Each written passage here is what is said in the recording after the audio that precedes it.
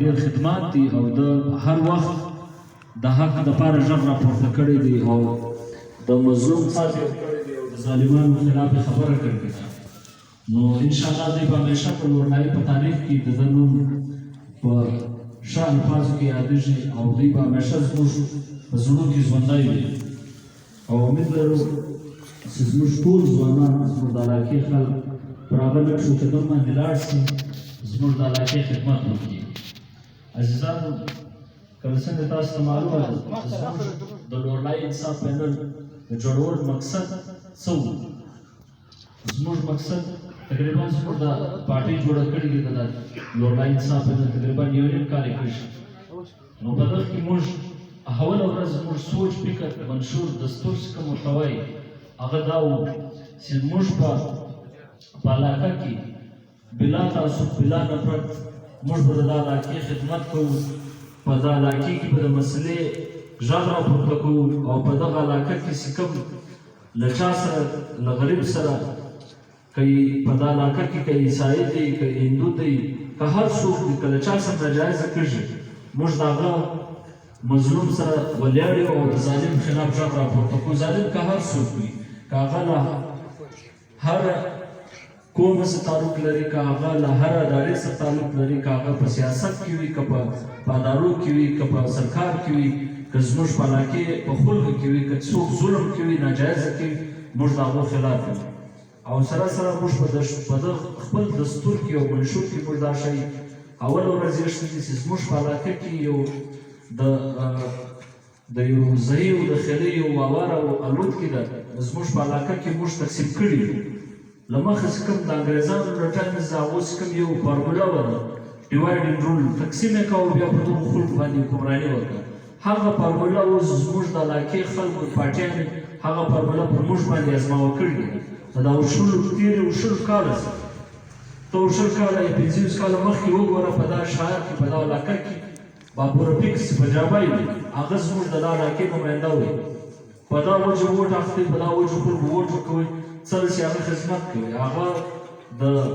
د ځایي او د خیلي په نامه باندې ووټ نه وی اخیستی، هغه د خپل په خدمت په نامه باندې ووټ اخیستی. اوس له 20 کاله زموږ په علاقه کې یو ډېر پرامن ښار وي، ډېر زورور ښار وي، په دلیل د تعلیم په حواله باندې د هر څه په حواله باندې د امن په حواله باندې زموږ ډېر ښار د پاکستان په غټو ښارونو په ډېرو ښارونو کې پر نمبر باندې راتلي چې دا ډېر خوندور ښار دی. په دا کې مختلف اقوام پراته دي او دغه اقوام 15 کاله مخکې وګوري دا ګڼ خلک ډېر پرامن او په مینه په محبت باندې د په دا وطن کې ژوند ته راوړي. له بده مرغه داسې خلک راپورته شو چې سیاست چې وي هغه د خدمت نوم دی او خدمت چې دی په خدمت کې بیا انسانیت راځي او انسانیت چې دا هغه تر ټولو غټ لویه غټه سجده چې دا هغه انسانیت زموږ اسلام دا موږ ته دا درس راکوي چې د انسانانو قدر وکړو، د انسانانو خدمت وکړو. دا زموږ 140 یا کم بیش څومره انبیا او پیغمبران چې راغلي دي هغو د انسانیت درس ورکړی دی. موږ ستاسو پخوا چې کوم اوس زموږ آخري نبي دی حضرت محمد صلی الله علیه وسلم هغه د انسانیت هغه زموږ نبي د انسانیت درس ورکړی دی. مسلمانانو ته ویلي دي چې مطلب له حیوانانو سره هم ظلم مه کوئ، د حیوانانو سره هم تاسو ښه کوئ. نو زموږ هغه مذهب دی، نو زموږ چې د اسلام غوندې مذهب لرو او بیا هم موږ د هغه مذهب زموږ خپل ژوند نه دی برابر کړی یا ملاغه مذهب زموږ یو فایده نه ده اخیستې، دا زموږ یو بدبختي او بدقسمتي ده. موږ ته زموږ په دغه علاقه کې داسې سړی یا داسې عالم و ملا ډېر خلک شته، عالمان هم شته، ملایان هم شته، خو هغه د اسلام کوم مقصد دی یا د اسلام کوم درس دی هغه درس دوی موږ ته سم نه دی راښودلی چې قرآن مطلب څه دی. قرآن موږ ته خدای پاک رالېږلی دی چې د قرآن پاک په مطابق باندې به ژوند کوه. په قرآن کې د غریبو خبره شوې، د یتیمو د حقوقو، د زنانې حقوق. زموږ په علاقه کې وګوره د زنانو سره څومره ناجایزه کېږي، د زنانو د خور د خوندې حقونو موږ خورو، حالانکې اسلام موږ ته د دا شي اجازه نه راکوي. ډېر داسې شیان دي چې موږ ډېر ناجایزه کړو. په اسلام کې د ولور کانسپټ نشته، موږ دلته ولورونه نه اخلو. نور داسې شیان دي چې زه بیانوم ټایم بیخي کم دی. نو هغه اسلام چې د حضرت محمد صلی الله علیه وسلم اسلام هغه اسلام موږ دلته غواړو. موږ دلته هغه اسلام نه غواړو چې خلکو صرف سیاست پر وکړي. موږ هغه د اوریجنل هغه اصل اسلام چې هغه اسلام غواړو او پر هغه باندې موږ عمل کول غواړو. نو موږ لپاره هغه اسلام دلته درس نه دی سوی او زموږ بدقسمتي دا ده چې موږ له داسې علما له ملایان څخه محروم یو چې هغه خلکو موږ ته د اسلام سم درس نه راورسوي. سره سره موږ په دا منشور کې زموږ دا شی دي چې ضعیف او خیالي موږ ډېر سخته خلاف کړو. دا هغه علاقه ده چې مطلب مختلف اقوام دي. په موږ کې موږ خو اوس قومونه په ضعیف او خیالي خو پښتانه راځي، مګر زموږ په دا وطن کې هندوان له ډېر وخته دلته پراته دي، عیسایان پراته دي، باغړیان پراته دي، نور داسې خلک پراته دي. له موږ سره بلوڅان ډېر پراته دي، هغه په دلته ډېر ښه ژوند تېر کړی دی او ډېر ښه ژوند یې کوي. نن زموږ په قوم کې یا زموږ په دا علاقه کې خلکو دا د ضعیف او خیالي یو داسې هوا وچلېدله چې خلک په ضعیف او په خیالي باندې ووټ اچوي، د ضعیف او په خیالي باندې دوستیانې کېږي، د ضعیف او په خیالي باندې ناسته ولاړه کېږي. حالانکې په اسلام کې په انسانیت کې د انسان تر ټولو غټ شی چې وي د هغه انسان کردار وي. په کردار چې کوم انسان شوی نو پکار وي چې هغه د دغه علاقې او د دا ځي ښه انسان دی. موږ به په کردار باندې ځان جوړو، په دا به نه ګورو. اوس د ډېرو اقوامو دا یو ګلدسته ده زموږ په ښار کې، دا یو ډېر کومو ښارو ته دا یو ګلدسته نصیبه ده. زموږ ښار ته او زموږ علاقې ته دا ګلدسته نصیبه ده. نو موږ پکار دي چې د دا ډېرو قومو یو ګلدسته جوړو، نه کې جلا جلا موږ ځان اوس که یو ګل او د ګلدستې ډېر غټ فرق دی. نو موږ له ځان که یو ګل جوړو، ډېر خلک دا نه غواړي چې زه له ځانه یو ګل جوړ کړم، زه له ځانه ګلدسته ولې نه جوړوم. نو پکار ده چې موږ له دا په ښار کې له ځانه او ګلدسته جوړ کړو او زموږ دا د ضعیف او خیالي تعصب نه پټ له ځانه وباسو. په ضعیف خیالي باندې موږ بار بار پاټیانو والا قبایلي خلکو زموږ استعمال کړی دی. موږ ته صرف او صرف د سیاسي خلکو له طرفه یا قبایلي خلکو له طرفه موږ ته یو کله هغه ستن چې ولګي چې باید یو د ضعیف او د خیالي ستن ولګي چې باید ته دغه قوم یې، ته کاکړ یې، ته ناصر یې، ته بابوزی یې، ته جلالزی یې، ته فلانی زی یې، ته فلانی خیل یې. حالانکې زموږ دلته به ډېر خلک درته ناست وي چې په افغانستان کې به هم خپل عزیزان لري، یا به کاکړ وي، یا به ناصر وي، یا به بابوزی وي. ښه په دا علاقه کې نن دا د ډاکټر محمد شاه مړ دی، په دا ډاکټر محمد شاه ادرې ده او د ډاکټر محمد شاه فاتحه ده. دا زموږ خلک ورځي، که هغه قریضی دی، که هغه ناصر دی، که کاکړ دی، که عثمان خیل دی، که زخبیر دی، که بل قوم دی، که جلالزی دی، که ژوبی دی، دغه خلک ورځي. نو اوس د افغانستان ډېر کاکړ پراته دي چې زما په شور په غم او په ښادۍ او په پوښتنې کې نه وي. زموږ خو هغه خلک عزیزان دي چې زموږ په غم او په ښادۍ او په ادرا او په فاتحه کې موجود دي. زه خو هغه سړي ته عزیز و تربور و قریب هر څه هغه کوي. په کاکړ او په باجوړ کې به ډېر زموږ عزیزان پراته دي، هغه زموږ نه دي عزیزان. هغه زما او ستا په تکلیف او په مسلې او په مسایلو په جنازه او په فاتحه باندې نه دي خبر. دا خلک زموږ په جنازې او په فاتحه کې حاضر وي، په هر څه کې حاضر وي. نو پکار وي چې زموږ هغه ضعیف او خیالي زه راووځو چې د خپل د قوم په سرمایه کې موږ پکار دي چې له قومو سره سیالي نه وکړو، موږ له جهالت سره سیالي وکړو. زموږ دښمن نه ناصر دی، نه کاکړ دی، نه زخبیر دی، نه جلالزی دی، نه بابوزی دی. زموږ دښمن چې دی هغه جهالت. موږ پکار دي له جهالت سره سیالي وکړو، جهالت له خپله ځانه لرې کړو. زموږ که تر هغو دا جهالت وي موږ پر مخه نه شو تللی. د تعلیم په حواله راواخله عزیزانو، له 1827 انګریزانو په لوړای کې یو سکول جوړ کړی. په دا سکول زه یوه سړي پیدا نه واخلم. په دا زه افرین جوګزۍ کوم ته وایم چې زموږ په دا علاقه کې په دا سیمه کې له هغه هائی سکول زه صرف او صرف جوګزۍ کوم پیدا اخیستی ده. زه افرین شاباس ورکوم. مګر هغه چې زموږ خلکو په 1827 کې خلکو زموږ باغونه دي، مځکې مې دي، پلانان مې دي، دا مې دي، هر څه مې دي، تعلیم یې نه حاصل کړی. نن تاسو وګوراست هغه جارونه څه سو، هغه اوبه څه سوې، هغه مځکې څه سوې چې تاسو زموږ مشرانو شپږ هغه ټیم دا سوچ کړی وی چې تعلیم انسان چې دی دنیا که هر ځای که غټ ښارونه دي، که غټ ملکونه دي، که نن امریکا ده، که روس دی، که چین دی، هغه خپل د تعلیم له وجې که هر څه وي، که شمسي وي، که سپیکر وي، که موبایل وي، که ګاډۍ وي، که هر څه وي، روزمره چې موږ کوم د استعمال شیان دي دا هغه د هغو خلکو جوړ کړي دي په تعلیم یې جوړ کړي دي په ایجادات یې جوړ کړي دي دوی تعلیم ته وخت ورکړی دی تعلیم ته د ځان زیور سپارلی دی چې زموږ حاصل مقصد دا دی او زموږ د هغو د خپل وطن لپاره یو داسې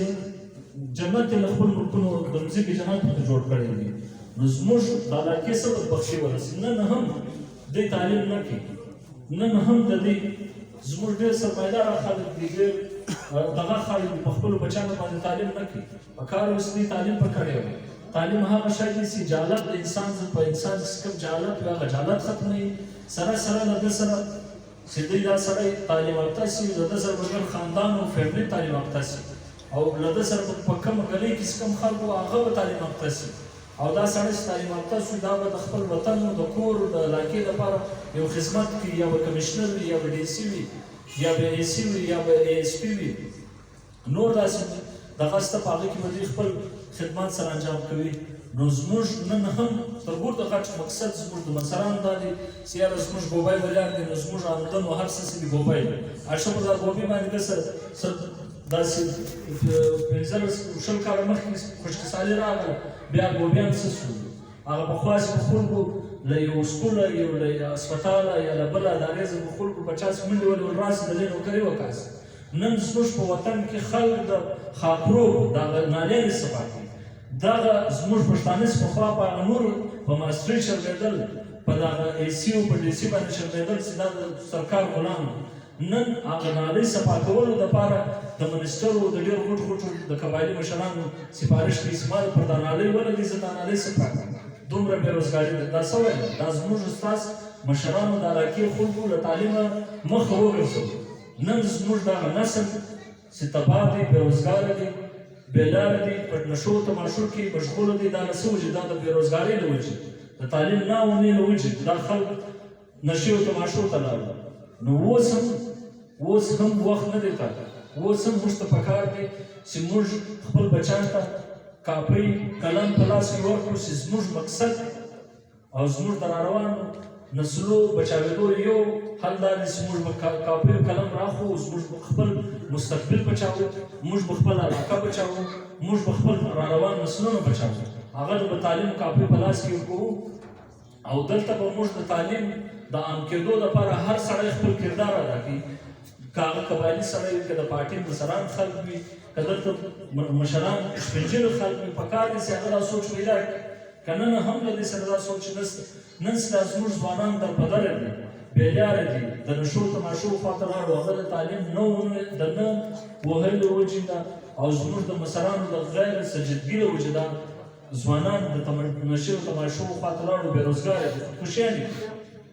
عزیزانو دا 2 ورځې مخکې یو پلار خپل 2 بچیان ایستلي د بېروزګارۍ له وجې په افغانستان کې نن دغه حال دی په افغانستان کې خپل بچیان زویان څوک خرڅوي چې دا د سړیو چې کم از کم په نس مماړه وي سبا دا وخت به موږ هم راتلی شي نو موږ به بیا خدا نه خواسته یو پلار به ولاړې خپل لور او بچی به خرڅوي چې زه یې په نس نسم مړولی دا ته درسره واخله نو تر هغه حاله تر اوسه پورې نه یې رسېدلی که تاسو تر هغه حاله ځان درسه واست نو بیا تعلیم خواته مه ځاست که له هغه ځان بچا واسته نن به دا ستاسو روډ هم پوخ وي ستاسو په علاقه کې به هسپتال هم فنکشنل وي ډاکټر به هم کې ناست وي غټې غټې مشرجانې به هم کې ولې ستا په علاقه کې به تعلیم هم وي یونیورسټۍ به هم فنکشنل وي کالج به هم فنکشنل وي د اوبو مسله به هم هر د بجلۍ مسله به هم هر په علاقه کې به د ګیس هم وي هر څه سهولیات وو نن څه نه نشته زموږ په علاقه کې یو خو له بده مرغه موږ داسې خلکو ته ووټونه ورکړي دي چې هغه په خپله تعلیم یافته نه دي هغه به تعلیم څه کوي تعلیم یافته سړي ته ووټ ورکړه هغه که هر څوک که هر سړی خپل مقصد ته وپېژني همداسې د ژوند مقصد څه شي موږ ته ژوند چې دی ډېر خلک وایي چې دا د 2 ورځې ژوند دی پکار دی چې مطلب اسلام ښه خبره ده اسلام موږ ته دا درس راکړی اسلام موږ ته تر ټولو ښه لار راښوولي د تجارت کول د نبي صلی اسلام تر ټولو بهترینه مشغله تجارت نو زموږ نن خلک تجارت ولې نه که ژوند د 2 ورځې وي بیا د نبي صلی اسلام د تجارت مشغله څه تر ټولو زیات اهم شماره د انسانانو د مسلمانانو لپاره نو موږ ته پکار دي چې اوس هم د وخت پای وي او موږ د خپل ځوانانو د راروانو نسلو بچیانو لپاره یو خپل شعور ورکړو د تعلیم درس ورکړو چې د تعلیم بغیر زموږ ترقي په 100 کاله سته دغه لکه هر چا ته ووټ وکړئ کې اسفندیار ته وکړئ کې اجیت صاحب ته وکړئ کې بابت کې هر چا ته وکړئ که ستا تعلیم نه وي ته پر مخه نه سې تللی.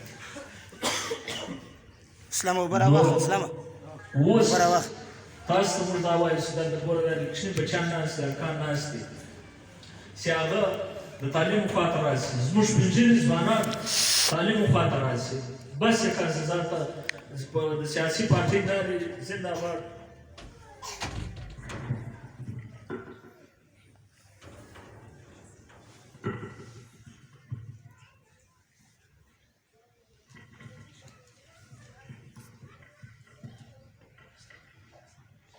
نو هغه ټیم چې انګریزانو یو تعلیم اداره جوړه کړې وله نن هغه خلکو چې کوم چا چې د هاي سکول زه د لومړی اول هاي سکول زه د هغه زه فایده واخله نن څوک سکرټریان دي څوک ډپټي آی جي دي څوک اډیشنل چیف سکرټري دي څوک وایس چانسلر دي څوک څه دي. نو زموږ د تعلیم زموږ د پینل مقصد دا دی په خلکو کې شعور راوستل دي خلکو ته د ژوند طریقه ورښول د ژوند څنګه تللی شي. راروان ژوند سخت ژوند راروان دی موږ ته نن پر موږ سختي راروانه دا ډېر سخت ژوند دی چې د اوبو لپاره حاجي صاحب موږ له داسې په پښو ځو تر کوټ ته 300 کیلومتره په 12 ورځې کې چې موږ دغه غواړو چې موږ ته اوبه او بجلي روډ راکړي. دا خو ډېر هم دا خو پکار وي چې د پاکستان په آئین په قانون په دستور کې موږ ته رالیکلي دي چې دا شیان به تاسو په کور ناست یاست دا به موږ سکول هم در جوړو روډ به هم درکوو اوبه به هم درکوو بجلي به هم درکوو روزګار به هم درکوو امن امان به هم درکوو مګر موږ له بده مرغه پر موږ داسې حکمران نافظ دي چې زموږ دغه غوښتلو دپاره تر کوټې پورې په پښو تګ کوو چې خلک دنیا یې وویني د زموږ د پښو د تګ بعد له موږ سره د وایس اف امریکا د بي بي سي د مشال ریډیو د مختلفو له دنیا او غټ چینلان له موږ انټرویو شان واخلو په دای واخلو چې هغو دا خلک په پښو روان دي 300 کیلومتره معمولي خبره نه ده. په دا کې زموږ ستړي راغلي د خلکو زموږ د ملګرو پښې خرابې شوې بیماره شول د خلکو د جسم اوبه کمې شوې نو په دا کې ډېر سترګې مشترکې او صرف مقصد به دا و چې زموږ په علاقه کې خوشحالي راشي ترقي راشي زموږ د علاقې په کلي کې په دا کلي کې په ښار کې د اوبو مسله حل شي د روډ مسله حل شي د بجلي مسله حل شي د روزګار مسله حل شي. عزیزانو زموږ همیشه زموږ د دغه تګ مقصد هم د ځان مفادات دپاره نه وي د علاقې دپاره وي. زموږ دا کریډټ کتن هم نه موږ دغه خلکو ته دا میسج ورکړي چې د اقتدار ضروري نه دي چې خامخا به تاسو په اقتدار کې یاست نو ستاسو خبر به بیا د اقتدار تر ایوانو پورې تاسو راپورته کوئ. موږ سره نه اقتدار وي نه زموږ ناظم وو نه کونسلر وو نه منسټر وو نه ایم پی وو نه ایم ایل اے وو خو زموږ دا خبره ګرد دنیا واورېدله په دغه وجه چې زموږ خپل جدوجهد وکړي لس 15-14 ورځې د جدوجهد له وجې زما او ستا په ښار کې څه تبدیلیانې راغلې کله د پټانکوټ روډ وي ډېر په تکلیف له ارنایي ځه له سنځاوۍ ځه له دوکۍ ځه له پټانکوټ ځه چې خلک تلو یا راتلو تګ له بازار څخه کوم خلک ډېر په تکلیف زموږ د 14 ورځې د جدوجهد او د محنت رنګ دا وي چې هغه روډ منظور شوي د ژوب روډ منظور شوي نور داسې مسلې او مسایل وي چې هغه منظور شوي دا صرف 14 ورځې زموږ پارې وي حاصل یو 14 ورځې زموږ په علاقه کې ګوري بدلون راځي ترقي راځي نو په 14 کال کې چې انسان سټرګل او جدوجهد وکړي څومره بدلون به راشي زموږ په علاقه کې به څومره ترقي راشي څومره زیاته خوشحالي به راشي. نو زموږ مقصد دا دی چې هر انسان هر سړی د علاقې هر شهري سړي موږ دا خبره بار بار کوو هر سړی دا خبره کوي چې یاره دا زما حق حکومت زموږ ته زموږ حق نه راکوي پنجاب موږ ته زموږ حق نه راکوي پاکستان زموږ حق له حق سره بیا ذمهداري هم شته د انسان یو فرایض هم شته که زه دا زما دا حق دی بیا زما ذمهداریان هم شته د یو شهري د یو بحیثیته د یو علاقې باشنده زما کومه ذمهداري هغه ذمهداري موږ تر سره رسول دي زموږ کوم فرایض دی هغه موږ فرایض تر هغو ځای پورې خپل فرایض ادا کړي دي نه مو دی ادا کړي له حق سره به خاص کار موږ حق غواړو شک هم نشته مګر زموږ خپلې ډېرې ذمهداران دي چې موږ په دا وطن کې د خپل د علاقې او د راروانو مسلو دپاره خپل حق هم ادا کړو او خپل ذمهداریان هم ادا کړو خپل فرایض هم ادا کړو. نو دغه سره عزیزانو وخت هم کم دی شپږ هم ناست دي زموږ مقصد صرف او صرف دا و چې د علاقې دپاره او زموږ د دا وطن دپاره موږ یو داسې کار وکړو موږ نه غواړو چې بای بار روډ راوځو، بار موږ خلکو ته تکلیفات جوړ کړو، یا هسپتال بند کړو، یا روډ بند کړو، یا بل داسې کار وکړو. زموږ مقصد صرف او صرف دا دی چې زموږ په وطن کې خلکو ته اسانیانې جوړ شي، زموږ په وطن کې خلکو ته ستړي نشي جوړ، زموږ په وطن کې چې یو ناجایزه ظلم ناروا روان دی، د هغه مخنیوی په ګردو وکړو. کله د ورسالار لینډ چې تاسې ویناسته دلته 350 کور پراته وو، دا ګر خلک یې په یوه شپه پسې واخلو. ډېر داسې خلک اوس مطلب په دا کې 250 داسې کور چې هغه د کرایې مکان د وس نه رسېدی، په بازار کې د کرایې په مکان کې دوی دا غذایي خپله کور کډه واړي. مګر زموږ د علاقې د وطن له طرفه چا سات ورکوي؟ چا یو سړي دا کور ورکړي چې ته راسې ته خلاف سره اخیستی. اول خو دا پکار وو چې موږ غږ راپورته کړی چې دا هم زموږ ورونه دي، دا هم زموږ د علاقې خلک، دغه خلک زموږ په شو غم و شادي کې شامل وو. نن په دوی بله ورځ راغلي که موږ پاټیان کوڅه کې پاټیان خو یې د شه زموږ د علاقې د وطن خلکو کوم کردار دی، دو خلک یې کم ساتنه یو چا ساتنه کوي. سبا دا بد وخت پر هر چا باندې راځي. په علاقه کې پکار دي چې داسې بدې ورځې راشي، بیا پکار دي چې موږ ګرځو هره ورځ پکار دي، بدې ورځ نه دغه یې هم موږ پکار دي چې اتفاق او احتیاط سره وکړو. که زموږ د وطن ګټه غواړاست، ترقي غواړاست، د ځان لپاره ژوند اساني غواړاست، په وطن کې اوبه، بجلي، روډ، تعلیم، صحت غواړاست، روزګار او امن غواړاست، نو تاسو به اتفاق او احتیاط کوئ. د دغه بغیر دا شی ناممکنه دی. څنګه تاسو 20 کاله 25 کاله نه دا 50 کاله مو خلک بار ازماو کړي دي، ووټونه مو مړ کړي دي، په بلدیات کې مو ازماو کړي دي، په الیکشن کې مو ازماو کړي دي. یو سړی هم ستاسو پر امیدونو ولې سره کښته نه کښته کړي شي. هغه وجه دا ده چې موږ په خپل مابین کې اتفاق او احتیاط نه لرو. موږ د ځایي او د خلیل په نامه باندې سیاست کوو. هر سړی د ځان غم کوي، د علاقې غم چا نه دی کړی. که دوی دلته څونه خلک ناست دي یا په ښار کې کوم سړی دی، هغه که یو منسټر توکلای یو د شمسي او د ټرانسفارمر یا د تالاب بغیر دا ویل چې موږ ته دا هسپتال را جوړ کړه، موږ ته دا د ګرد روډ را جوړ کړه، موږ ته دا ښار دا ګرد کلي ته اوبه راکړه، بجلي راکړه، تعلیم راکړه، روزګار راکړه، امن راوړه. یو چا دا ورته ویلي دی؟ زما په نظر خو زه یو سړی به داسې یو منسټر ته کتل، که دا 50 کاله چې کوم منسټر راغلی دی، هر سړی د خپل د ځان د نوکري لپاره روان، هر سړی د ځان د ټرانسفارمر او د شمسي او د تالاب د لپاره روان. مګر د وطن د اجتماعي سوچ لپاره یو سړی نه دی تللی چې یاره پکار دی چې یاره یو منسټر راغلی دی زموږ هسپتال را جوړ کړي. یو غریب سړی چې بیمار شي په هسپتال کې هغه خو د دغه وس لري چې موږ ته خو دی نشي تللی، یو پرایویټ هسپتال خو دی نشي تللی. چا دا خبره کړې ده؟ هغه یو سړی دا خبره نه کوي. موږ دا خلکو ته دا سوچ او شعور ورکړو چې د اجتماعیت خبره وکړه، ستا ګټه مو په دغه کې ده، ترقي مو په دغه کې ده، خوشحالي مو په دغه کې ده. که تاسو دا خبره نه کوئ، ګرځ ژوند زه به هم ذلیل یم، علاقه به هم ذلیل یم، تاسو به هم داسې در په دره ګرځاست. نه به د اوبو مسله به مو وي، د بجلي به مسله به مو وي، د روډ مسله به مو وي، کومې مسلې به. داسې تاسې راوښاست کوم سړی له دا حکومته خوشحاله وي، تر دغه مخکې له حکومته خوشحاله وي، تر هغه مخکې بیا تر هغه مخکې څوک چې خوشحاله یو سړی دی چې خوشحاله. آخر ته بدلون به څه چل راځي؟ بدلون به تاسو په ځان کې پیدا کولی اساس.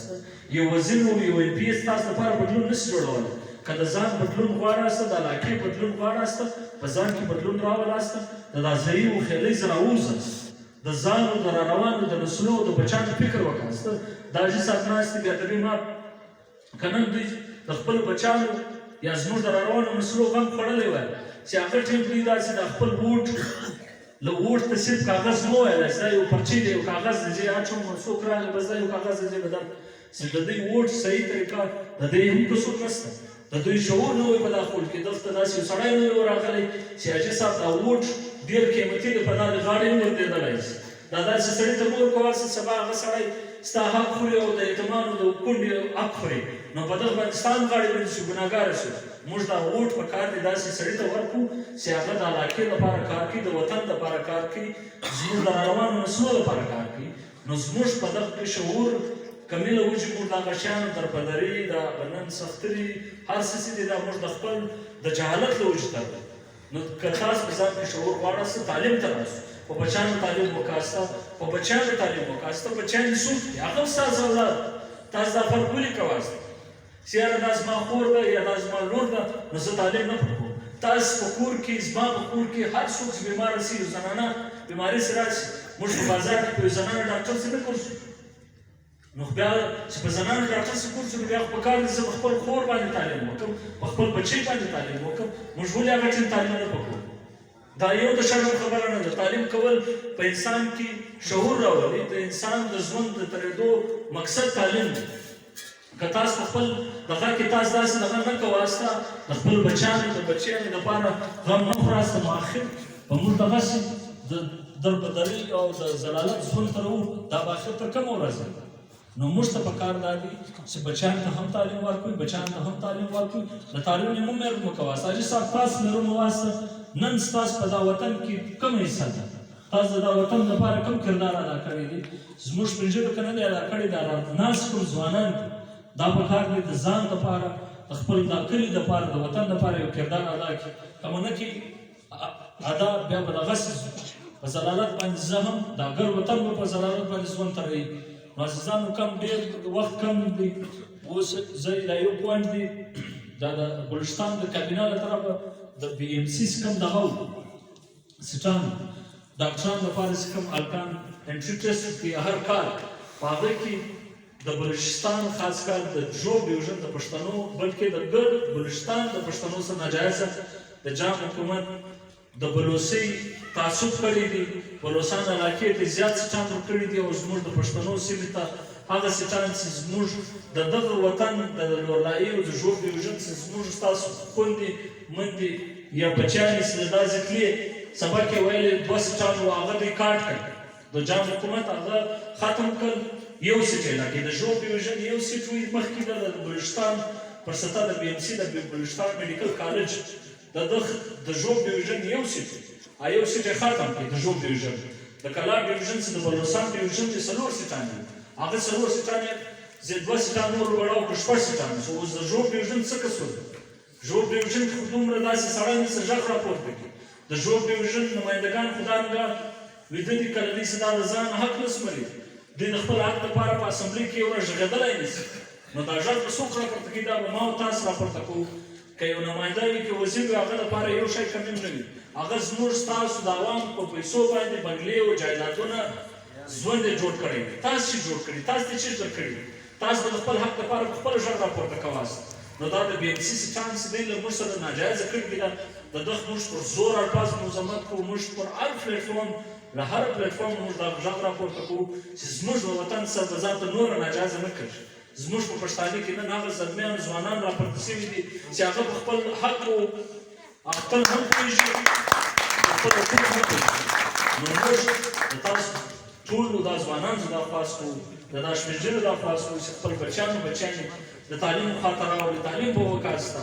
ذات ایله کاسته چې د جهالت سیمه دا ګناه لري دا څه لري تعلیم کول زه به یو واقع درته سنا وکړم کوم ټیم چې یو غزوه وسوله په دا کې ډېر یهودیان نه بلکې انصاره ورته ویل انصارو هغه جنګوار وو بیا د قیدیان جوړ شول مسلمانانو بیا نبي پاک صلی الله علیه وسلم ورته ویل موږ تاسو ته په یو شي باندې معافي درکولی شو چې 4 کاله یا 15 کاله قدر به زموږ بچیانو ته سبق راښایاست هغه کافرانو خو نبي صلی الله علیه وسلم دغه اعلان ورته وکړي چې تاسو به زموږ بچیانو ته سبق راښایاست بیا ستاسو په سزا کې کمی هم راځي پر تاسو به ظلم ناجایز هم نه کېږي چې دا زموږ د پیغمبر علیه السلام چې د دنیا او کائنات د ده لپاره جوړ شوی دی هغه دا خبره کوي پر تعلیم باندې زور وکړي هغه یې که تعلیم حاصل کړه که تر چینه پورې ځي هم لاړ شي مګر نن موږ په وطن کې دننه یو سکول او کالج او په یونیورسټي کې سبق نه یې دا د چا تاوان دی دا زموږ ستاسو تاوان دی خو دا راووس دی د وخت ټایم دی د وطن لپاره د داس علاقې لپاره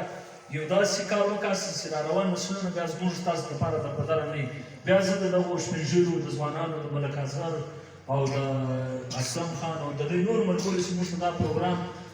ښایسته پروګرام موږ ته کړی وي موږ ته پر خپل درې باندې عزت راکړي د دوی یو جان مننه کوو او امید لرو چې تاسو به له موږ سره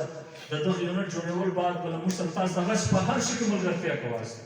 زموږ مقصد صرف او صرف ستاسو دپاره اسانیانې جوړول دي